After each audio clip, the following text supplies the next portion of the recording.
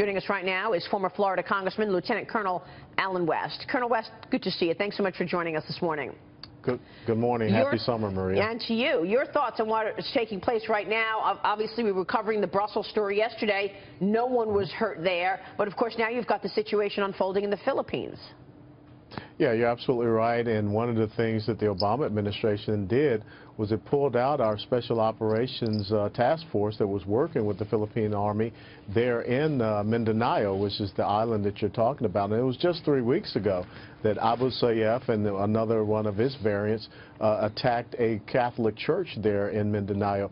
We're seeing this Islamic State issue not just be somewhat relegated to Europe or even in the Middle East, but it is spreading there into the Pacific, there in the Philippines, where they have a serious problem that is going on. And that's another one of the places that President Trump is going to have to look at how we can work with the Philippine Army and we can eradicate this Islamic jihadist threat.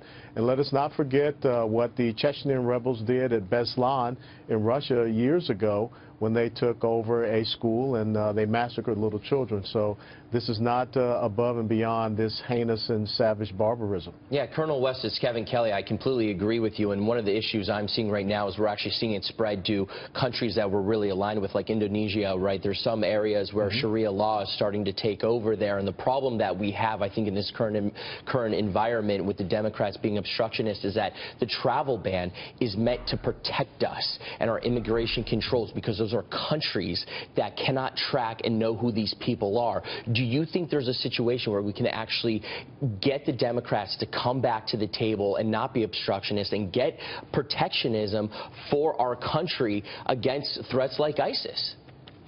Well, that's a very important point that you just brought up, Kevin. And the thing is that that original list of countries came from the Obama administration. There was no pushback then. What we have to look at is those 6 countries are countries that are failed states. They are state supporters of terrorism, such as Iran, or either there are countries that have this Islamic jihadism present with sanctuaries. So we need to be able to cut down on this. And let's not forget that many of these incidents that we see happening in Europe, this is happening because people infiltrated the refugees that came into Europe, such as the Paris attacks, the previous Brussels airport attack, and no telling where this assailant who was neutralized, shot dead yesterday, where he came from. We have breaking news right now, Colonel, because President Trump is just tweeting this morning. Here's what he is saying. Democrats would do much better as a party if they got together with Republicans on health care, tax cuts, security. Obstruction doesn't work. Colonel, this is from the president just a moment ago, and this is exactly the conversation that we have been having this morning. Do you think voters will remember come 2018, when you've got the Senate and congressional elections next year, will they remember that the left has been trying hard to obstruct an agenda that voters voted for back in November? Well, I think it's very important that that's the theme that has to be out there for the GOP. You know, I was born and raised in Atlanta, and when you look at that congressional race that happened there, 9 times more support for John Ossoff came from California and other places than it did right there in Georgia. So are we to believe that now the Democrat Party is the party of New York and California? That is not what I think the American people want to see and what they want to have happen. They want to have economic growth. They want to be safe and secure. They want to get back to work. And so I would behoove the Democrats to have an agenda, have a plan, but it seems that it's all about that one word, resistance. So you think that the Georgia and South Carolina situations, the victories for the GOP, are not just local Georgia, South Carolina stories, but also a story of voters saying no to the obstructionism? Well, it's huge. It's a huge, massive story. I mean, if the results had been the other way, you would be hearing about it all over the liberal progressive media outlets, but you're not going to hear much about it. This is a national push from the Democrat Party.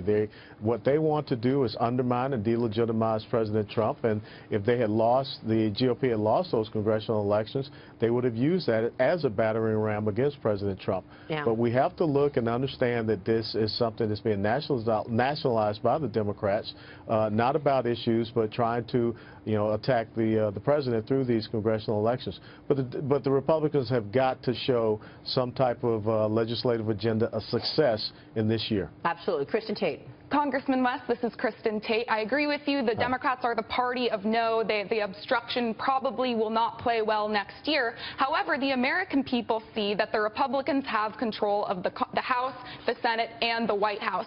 If the Republicans fail to pass anything substantial this year, do you think that will be damaging to them next year? How do you think that will play out in the elections? Well, it will be damaging. I think one of the key things that the GOP leadership on Capitol Hill needs to say is that we're not going home for August recess. This is not business as usual. We're going to get the work of the American people done. That's why they gave us these majorities. And we're going to get this legislation over to the president to be signed. We're going to make it retroactive to 2017 so that we can continue to see the incredible rise that we've seen in the markets and also the, like I say, the economic growth agenda. We've got to get our GDP growing, but then also we've got to protect the American people because we consistently see these terrorist attacks week after week, almost day by day. Yeah, and all of that in the face of big issues here at home. You've got rising tensions with North Korea following the death of the 22-year-old student, Otto Warmbier. He was held hostage for a year and a half by the Kim Jong-un regime. Vice President Mike Pence slammed the country about it yesterday. Listen to this. The United States of America condemns the brutality of the North Korean regime as we mourn their latest victim, and we deepen our administration's determination to prevent such tragedies from befalling innocent people in the future. And then President Trump signaled a possible shift in strategy or policy. This is what he said yesterday. In a tweet, he said, while I greatly appreciate the efforts of President Xi and China to help with North Korea, it has not worked out. At least I know China tried. Colonel West, your thoughts? I don't know if China has really tried. I mean, if they wanted Kim Jong-un to go away, they could do something about it. But Kim Jong-un serves as a good distraction for the Chinese because they're continuing to develop the economic Silk Road that goes from the Middle East back to China. They're continuing to fortify these islands with military weaponry. They have not done what is necessary to get Kim Jong-un under control. So I think that the president needs to go back and look at the currency manipulator status and other means by which he can economically and diplomatically put pressure on China, as well as we have to have that credible military threat. One of the key things President Trump needs to do is talk with the South Korean president, the new president there, and make sure that we have their support and understand that we need to be, one in this stand against North Korea. This was a state-sponsored murder of an American citizen. This cannot go without a response.